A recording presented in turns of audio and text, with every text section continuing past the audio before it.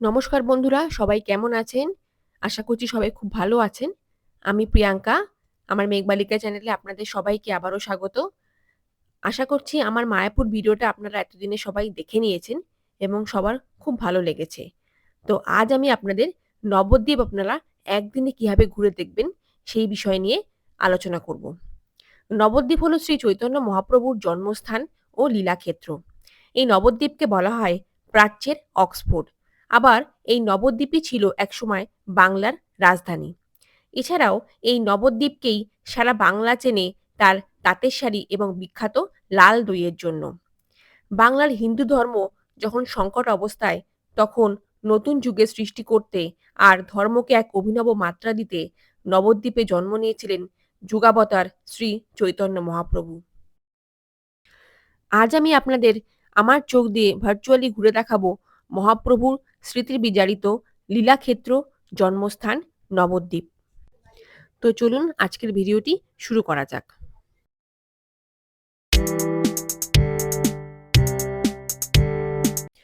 আমরা যেহেতু মায়াপুর ভ্রমণের পর নবদ্বীপ ভ্রমণ করেছিলাম, তাই মায়াপুর ইস্কনের সামনে থেকে টোটো ধরে আমরা পৌঁছে গেছিলাম মায়াপুর লঞ্চ ঘাট এবং সেখান থেকে 10 টাকার টিকিট কেটে আমরা লঞ্চে করে পৌঁছে গিয়েছিলাম নবদ্বীপ ফেরিঘাট।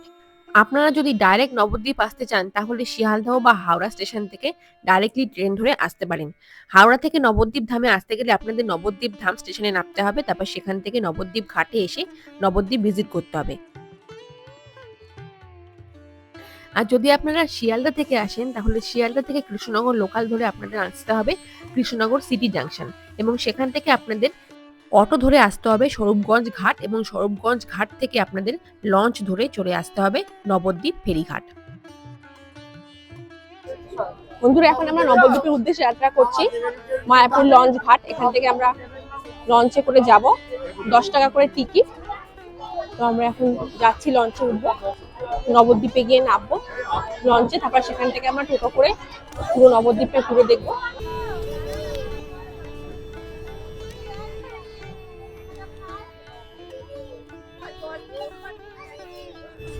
বন্ধুরা, আমরা এখন লঞ্চে উঠে পড়েছি, নবদ্বীপের উদ্দেশ্যে যাত্রা করছি। সবাই মিলে আমরা যাচ্ছি নবদ্বীপ ভ্রমণে। এখন আমরা বেরিয়ে পড়লাম লঞ্চে।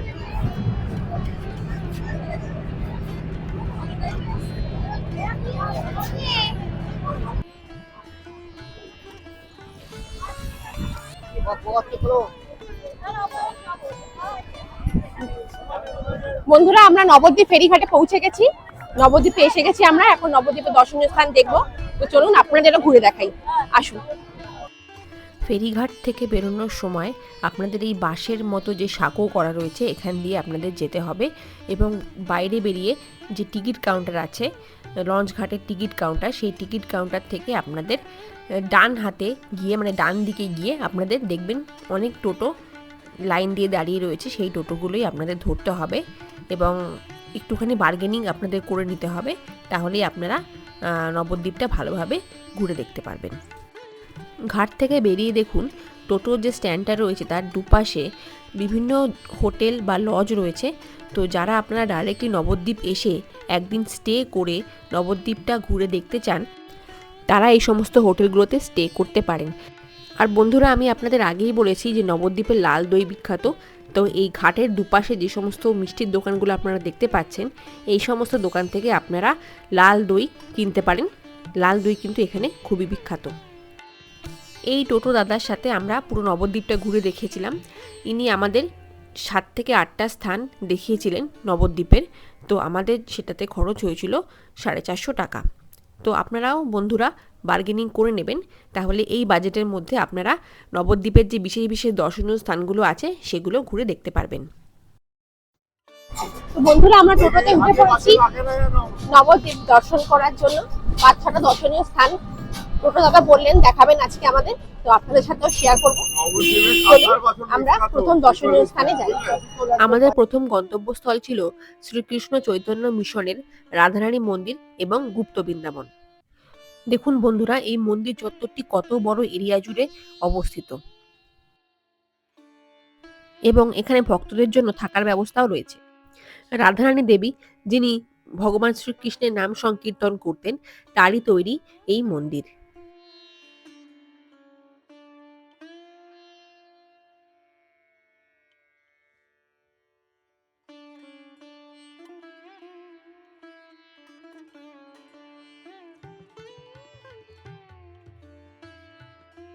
মন্দিরের ঠিক বাইরের দিকে একটি ছোট্ট গোপাল ঠাকুর বসানো রয়েছে। সবাই এখানে এসে এই গোপাল ঠাকুরকে দোল দিচ্ছে।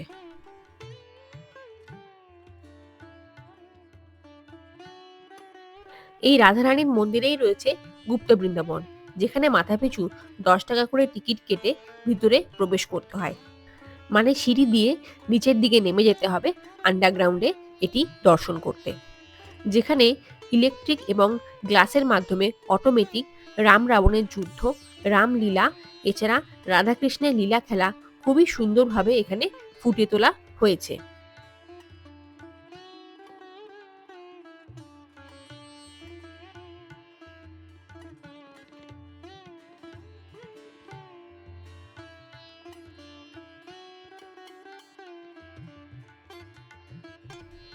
এছাড়াও কৃষ্ণের জন্ম এবং মহাভারতের যুদ্ধেরও কিছু অংশ এখানে ফুটিয়ে তোলা হয়েছে।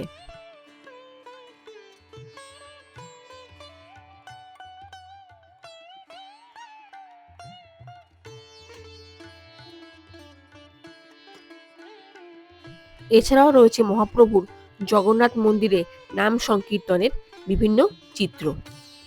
এরপর আমরা চলে গেলাম আমাদের নেক্সট গন্তব্যস্থলের উদ্দেশ্যে। বন্ধুরা, এটা হচ্ছে গৌরাঙ্গ প্রভুর জন্মস্থান। আমরা এখন গৌরাঙ্গ প্রভুর জন্মস্থান দেখতে ঢুকবো, তো আসুন। এটি নবদ্বীপ ভ্রমণের সবথেকে পূর্ণ তীর্থস্থানের মধ্যে একটি। মন্দির প্রাঙ্গণটি কিন্তু সুবিশাল এরিয়া জুড়ে রয়েছে এবং এই মন্দির প্রাঙ্গণের বাদিকে রয়েছে প্রিয়াকুঞ্জ এবং একদিকে রয়েছে শচী অঙ্গন। এই প্রিয়াকুঞ্জে কিন্তু ও মাতার একটি সুন্দর মূর্তি আমরা দেখতে পাচ্ছি। এছাড়াও রয়েছে বিভিন্ন ধরনের ফুলের বাগান এবং শচী অঙ্গনে বিভিন্ন ধরনের সবজির চাষ করা হচ্ছে। বন্ধুরা দেখতে পাচ্ছেন এই যে সুবিশাল নিম গাছটা, এই নিম গাছের ঠিক নিচেই রয়েছে ছোট্ট একটি মন্দির, যে মন্দিরে শচী মাতা তার কোলে ছোট্ট গৌরাঙ্গকে নিয়ে বসে রয়েছেন এবং কথিত আছে এই নিম গাছের নিচেই নাকি গৌরাঙ্গ মহাপ্রভুর জন্ম হয়েছিল, তাই তার ডাকনাম হলো নিমাই। বন্ধুরা, আপনারা যদি সকাল সকাল এই মন্দিরে আসতে পারেন, মানে সকাল 10টার মধ্যে যদি এই মন্দির প্রাঙ্গণে প্রবেশ করতে পারেন, তাহলে আপনারা 70 টাকার বিনিময়ে এখানে ভোগপ্রসাদ গ্রহণ করতে পারবেন। দেখুন বন্ধুরা, সিংহাসনে কি সুন্দরভাবে শ্রীকৃষ্ণ এবং রাধারানী দেবী বসে রয়েছেন।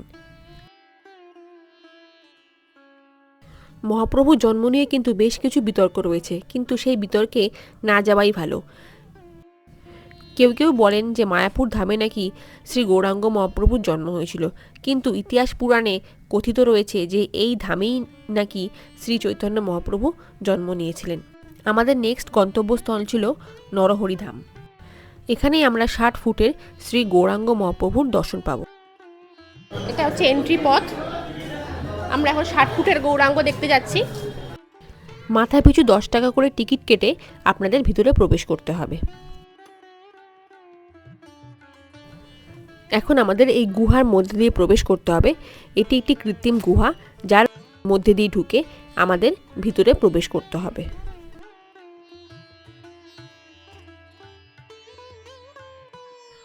নরহরি ধামের ভিতরে মূল আকর্ষণ হলো এখানকার 60 ফুটের এই গৌরাঙ্গ মহাপ্রভুর মূর্তি। মানা হয় যে এই নরহরি ধামে এসেই আমরা শ্রী গৌরাঙ্গ মহাপ্রভুর এত উঁচু একটি মূর্তি দেখতে পাই, যা ভারতবর্ষ তথা পৃথিবীর মধ্যে সব থেকে উঁচু হিসাবে মানা হয়। এছাড়াও ভিতরে খুব সুন্দর করে বাগান করা রয়েছে এবং ব্যারিকেড দেওয়া রয়েছে। এই ব্যারিকেডের ভিতরে কিন্তু রাধা কৃষ্ণের মূর্তিগুলি খুব সুন্দরভাবে ফুটিয়ে তোলা হয়েছে।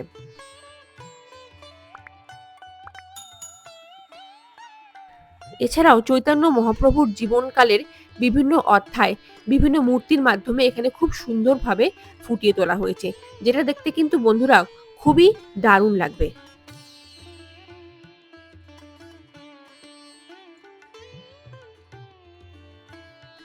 এদিকে দেখুন বন্ধুরা, জঙ্গলের সমস্ত পশু পাখিরা এখানে রয়েছে এবং মাঝখানে রয়েছেন শ্রী চৈতন্য দেব।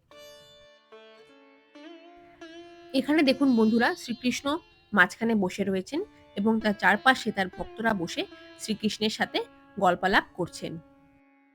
নরহরিধাম পুরোটা ঘুরে দেখতে কিন্তু আপনাদের বেশ কিছুটা টাইম লেগে যাবে, কারণ এখানে খুবই সুন্দরভাবে শ্রীকৃষ্ণ এবং শ্রী চৈতন্য মহাপ্রভুর জীবনী বিস্তারিতভাবে বর্ণিত রয়েছে। এই নরহরি ধামে কিন্তু বন্ধুরা থাকার সুব্যবস্থা রয়েছে। তো আপনারা যারা নবদ্বীপে এসে একদিন স্টে করে নবদ্বীপটা খুব ভালোভাবে দেখতে চান, তারা কিন্তু এই নরহরি ধামে এসে এক রাত থাকতে পারেন এবং এখানে মহাপ্রসাদ খাওয়ারও খুবই সুন্দর ব্যবস্থা রয়েছে।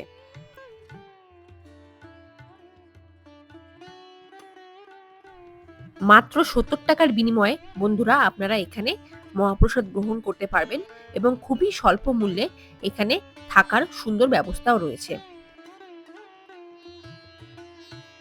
এরপর একটু এগিয়ে গেলেই রয়েছে এই মিউজিয়ামটি। এই মিউজিয়ামে কিন্তু ভগবান শ্রীকৃষ্ণের জীবনী খুবই সুন্দরভাবে বর্ণিত রয়েছে এবং তাছাড়াও রয়েছে ভগবান শ্রীকৃষ্ণ এবং রাধারানীর বিভিন্ন লীলা খেলা।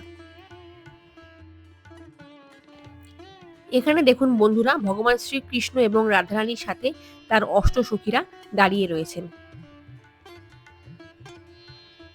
এবং এই পাশে দেখুন আমাদের লাড্ডু গোপাল কি সুন্দর দোলনায় দোল খাচ্ছে। এই লাড্ডু গোপালের এত অপরূপ সুন্দর মূর্তি দেখে সমস্ত ভক্তরাই এই স্থানে এসে একবার হলেও দাঁড়িয়ে পড়ছে এবং এই লাড্ডু গোপালকে আদর করে যাচ্ছেন। দেখুন বন্ধুরা, কি অপরূপ এই মূর্তি দুটো।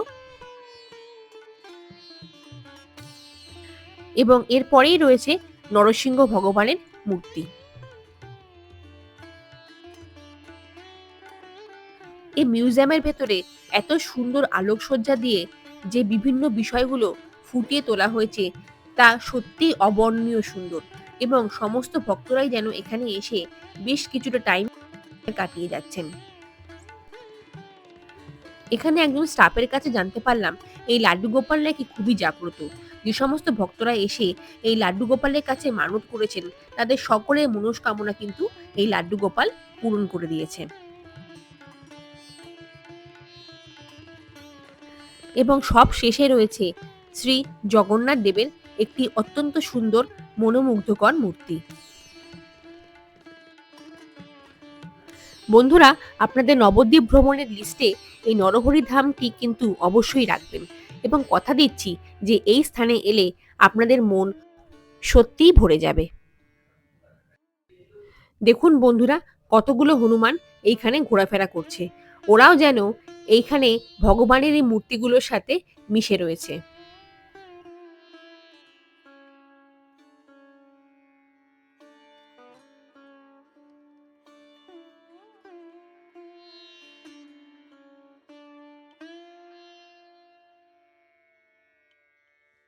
দেখুন বন্ধুরা, ছোট্ট এই জলাশয়টিতে কত সুন্দর সুন্দর কালারিং মাছ রয়েছে এবং সব শেষে রয়েছে ভগবান শ্রীকৃষ্ণ এবং রাধারানীর একটি মঞ্জুরন ঝুলন।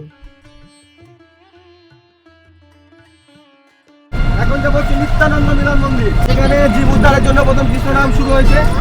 যে গান যেগুলো তো আছে গৌরনিতাই নদীয়াতে, সেই গৌরনিতাই মন্দিরে যাবো। বন্ধুরা, আমরা এখন চলে এসেছি গৌরনিতাই মন্দিরে। এই গৌরনিতাই মন্দিরে কিন্তু গৌর এবং নিতাইয়ের দুটি সুন্দর সুন্দর বিগ্রহ রয়েছে।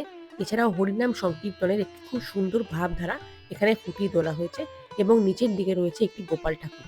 এখানে ফটো তোলা নিষিদ্ধ, তাই আপনাদের দূর থেকে যতটা পারলাম দেখিয়ে দিলাম। বন্ধুরা, এটি হচ্ছে সোনার গৌরাঙ্গ। এখানে সোনার গৌরাঙ্গের মূর্তি আমরা দর্শন করব। আসুন আমরা ভেতরে প্রবেশ করি। এরপরে আমরা চলে গেছিলাম সোনার গৌরাঙ্গ দর্শন করতে।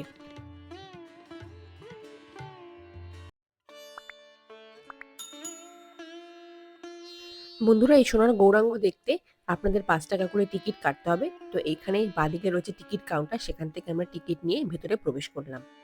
টিকিটের মূল্য হলো ৫ টাকা। গৌরাঙ্গ মহাপ্রভুর গায়ের রং ছিল সোনার মতো হলুদ, তাই তাকে গৌরাঙ্গ বলে ডাকা হতো। কাঠের সিংহাসনটিতে গৌরাঙ্গ মহাপ্রভুর একটি মূর্তি রয়েছে। এছাড়া তার সন্ন্যাস নেওয়ার একটি পর্যায় এখানে ফুটিয়ে তোলা হয়েছে। এরপর আমরা চলে গেছিলাম শ্রী চৈতন্য দেবের পাড়ায়, যেখানে তিনি বড় হয়ে উঠেছেন। বন্ধুরা, এটি হচ্ছে ধামেশ্বর শ্রী শ্রী গৌরাঙ্গ মহাপ্রভুর মন্দির। এখানে মহাপ্রভুর চরণ রাখা রয়েছে। কথিত আছে এটি শ্রী চৈতন্য মহাপ্রভুর নিজস্ব বাসভূমি, যেখানে তিনি তার দ্বিতীয় বিয়ের পর তার দ্বিতীয় স্ত্রীকে নিয়ে থাকতেন। তার দ্বিতীয় স্ত্রীর নাম ছিল বিষ্ণুপ্রিয়া। এই ধামেশ্বর মন্দিরে কিন্তু বন্ধুরা আপনাদের 5 টাকা দিয়ে টিকিট কেটে তারপরে ভিতরে প্রবেশ করতে হবে। চৈতন্য মহাপ্রভু সন্ন্যাস নেওয়ার পর একবার এই বাড়িতে ফিরে এসেছিলেন এবং তখন তার সাথে বিষ্ণুপ্রিয়া দেবীর এখানে দেখা হয়ে গিয়েছিল।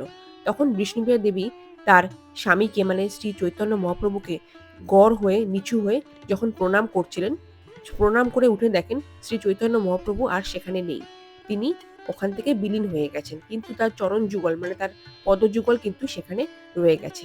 তারপর থেকেই কিন্তু এই মন্দিরে শ্রী চৈতন্য দেবের পদযুগলকে প্রণাম জানিয়ে পুজো করা হয় এবং তারপর থেকেই এখানে সমস্ত ভক্তদের সারা বছর ভিড় লেগে থাকে। এই যে এই পথ দিয়ে মূল মন্দিরে প্রবেশ করতে হবে।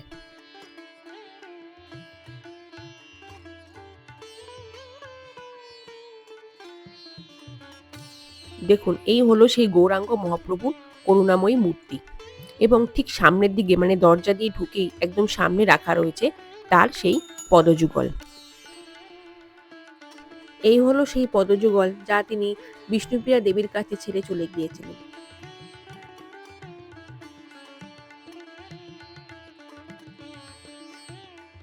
মন্দির থেকে বাইরে বেরিয়ে আসতেই দেখলাম কত সুন্দর সুন্দর সব ঠাকুরের বিগ্রহর দোকান, যেখানে নিমাই, শ্রী চৈতন্য মহাপ্রভু, ভগবান শ্রীকৃষ্ণ, গোপাল ঠাকুর এই সমস্ত দেবতার বিভিন্ন ধরনের খুব সুন্দর সুন্দর বিগ্রহ পাওয়া যাচ্ছে। এছাড়াও রয়েছে ঠাকুরের নানা সামগ্রী, যেমন চন্দন কাঠ, তুলসী মালা, তারপরে আরো কত কি। এরপর আমরা চলে গেছিলাম পোড়া মায়ের মন্দির দর্শন করতে। নবদ্বীপ ভ্রমণের এটি একটি অতি জনপ্রিয় দর্শনীয় স্থান। তাই বন্ধুরা, আপনারা যখন নবদ্বীপ সাইট সিন করতে আসবেন, এই পোড়ামাতলা মন্দির কিন্তু অবশ্যই ভিজিট করে দেখবেন। এই মন্দিরে আপনারা চাইলে পুজোও দিতে পারেন। পুজো দেওয়ার জন্য আশেপাশের দোকান রয়েছে, ডালা বিক্রয় কেন্দ্র রয়েছে, সেখান থেকে আপনারা ডালা ক্রয় করতে পারেন। ডালার দাম স্টার্টিং হচ্ছে 30 টাকা থেকে। এই পোড়ামাতলা মন্দিরটি কিন্তু একটি বটগাছের নিচে। এই সেই বটগাছ যেটি বহু বছরের পুরনো একটি গাছ এবং এই গাছের গোড়াতেই পোড়ামা বিরাজ করছেন। শোনা যায় এই বটগাছটি নাকি মহাপ্রভু চৈতন্যের জন্মের আগে। মহাপ্রভু চৈতন্য যখন বিদ্যাচর্চা করতেন তখন 365 দিন এই বটগাছের নিচে এই পোড়ামাকে প্রণাম করেই তিনি বিদ্যাচর্চা করতে যেতেন এবং প্রতিদিন সন্ধ্যাবেলা তার খোলকর্তা নিয়ে এসে এখানে নাম সংকীর্তন করতেন।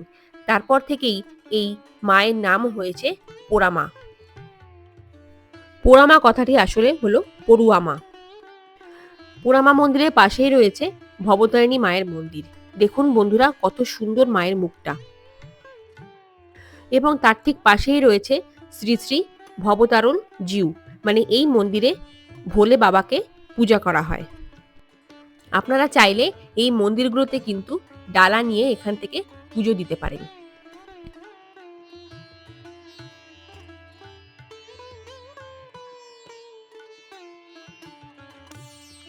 আমাদের নবদ্বীপ ভ্রমণের শেষ এবং আকর্ষণীয় দর্শনীয় স্থান হলো শ্রী শ্রী সমাজবাড়ি আশ্রম। চলুন ভিতরে প্রবেশ করা যাক। মন্দিরের মেন গেটটা দেখলেন বন্ধুরা, কতটা সুন্দরভাবে কাজ করা রয়েছে। এবার চলুন ভিতরে গিয়ে আমরা পুরো মন্দিরটা একটু ঘুরে দেখি। মূল মন্দিরে প্রবেশদ্বারের সামনে রয়েছে একটি বিশাল বড় নাট মন্দির এবং এই নাট মন্দিরের চারপাশে দেখুন যে সমস্ত পিলারগুলো রয়েছে, এই পিলারগুলোতে বিভিন্ন দেবদেবীর বিভিন্ন মূর্তি রয়েছে এবং মূল মন্দিরে টোটাল 3টে দরজা রয়েছে, মানে এই 3টে দরজা মানে 3টে ঘরে 3 ধরনের দেবতার বিগ্রহ এখানে পুজো করা হয়। মাঝখানে রয়েছে শ্রীকৃষ্ণ এবং রাধারানীর মূর্তি। তার ঠিক বাঁদিকে যে জায়গাটা রয়েছে সেখানে রয়েছে গৌর এবং নিতাইয়ের মূর্তি।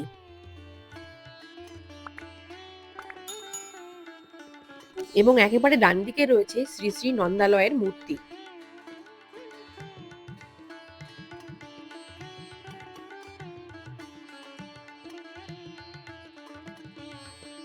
মূল মন্দির থেকে বাইরে বেরিয়ে কিছুটা বাঁদিকে গেলেই দেখা যাবে গৌর এবং নিতাইয়ের দুটি সুন্দর মূর্তি।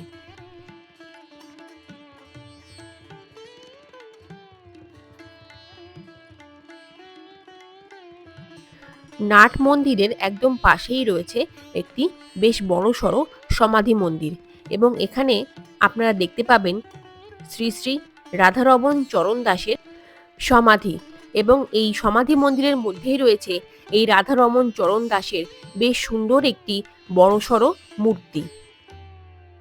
এই সমাজবাড়ি আশ্রম কিন্তু বন্ধুরা আপনারা যখন আসবেন বেশ খানিকটা টাইম হাতে নিয়ে আসবেন, কারণ এই আশ্রমটি কিন্তু বিশাল বড় এরিয়া জুড়ে রয়েছে।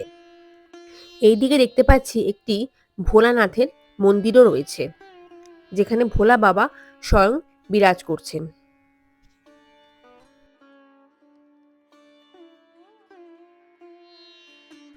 মন্দির প্রাঙ্গণের বাইরেটা কিন্তু বেশ খানিকটা এরিয়া জুড়ে ওনারা গাছগাছালি দিয়ে সাজিয়েছেন, যেটা এই মন্দির প্রাঙ্গণের সৌন্দর্য যেন আরো দ্বিগুণ করে তুলেছে।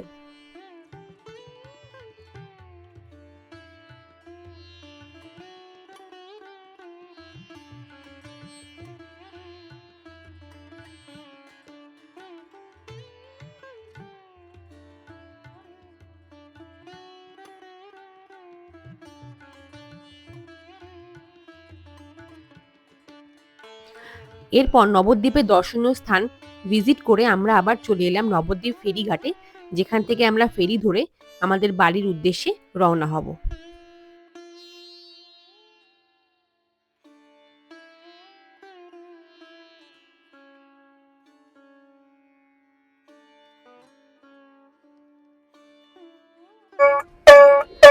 বন্ধুরা, আমাদের নবদ্বীপ ট্যুর আমরা এখানেই শেষ করলাম। আমরা টোটাল 5-6টা দর্শনীয় স্থান ভিজিট করেছি। তো এখন আমরা আবার লঞ্চ ঘাটে চলে এসেছি, নবদ্বীপ লঞ্চ ঘাটে। এখান থেকে আমরা মায়াপুরে আবার ফিরে যাব, আর সেখান থেকে আমরা আবার আমাদের বাড়ির উদ্দেশ্যে যাত্রা করব। তো আমার এই ভিডিওটা এখানেই শেষ করলাম। কেমন লাগলো অবশ্যই জানাবেন। ভালো লাগলে লাইক, কমেন্ট এবং সাবস্ক্রাইব করে দেবেন আমাকে। আমার চ্যানেলের নাম মেঘবালিকা, তো অবশ্যই আমাকে একটু এগিয়ে যেতে হেল্প করবেন। তো আজকের ভিডিওটা এখানেই শেষ করলাম। আজকের মতো টাটা। আবার দেখা হবে আপনাদের সাথে নতুন কোনো ভিডিওতে, নতুন কোনো জায়গায়।